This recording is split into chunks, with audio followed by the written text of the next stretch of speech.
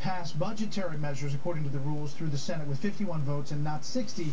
It's usually needed. It was once called the nuclear option, and Democrats, when Republicans were using it, had this to say about it. What I worry about would be that you essentially have still two chambers, the House and the Senate, but you have simply majoritarian absolute power on either side. And that's just not what the founders intended. This nuclear option is ultimately an example of the arrogance of power.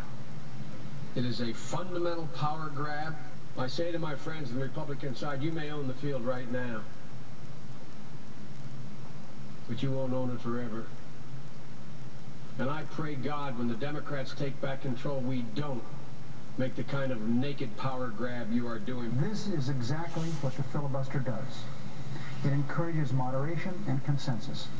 It gives voice to the minority so that cooler heads may prevail. The filibuster is a critical tool in keeping the majority in check. Kirsten, there's a lot more tape. I'm sure there is. Thank you for establishing beyond all doubt that politicians are hypocrites. So I think that goes for both sides. But when it comes to reconciliation, it's really not clear what's going to happen. The expert on it is Kent Conrad, chairman of the Budget Committee. He has said it has to go through the House first. You know, anything that deals with money has to come out of the House first.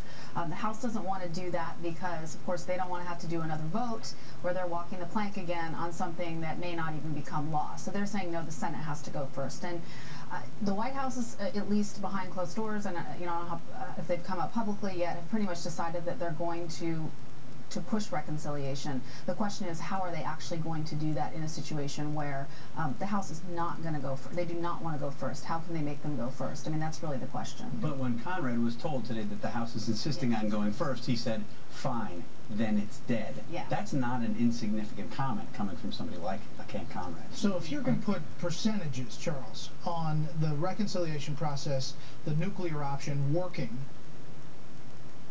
it's still a long shot, like a three-banker, isn't it? It is a three-bank shot, but and I think it gets stuck in the House because Pelosi lacks the votes.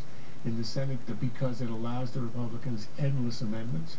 But I want to add one thing. I'd like to see the text of the prayer that Biden is now offering, that Democrats not nakedly grab power. I'd love to have that liturgy so we can all repeat it. We'll put that request in.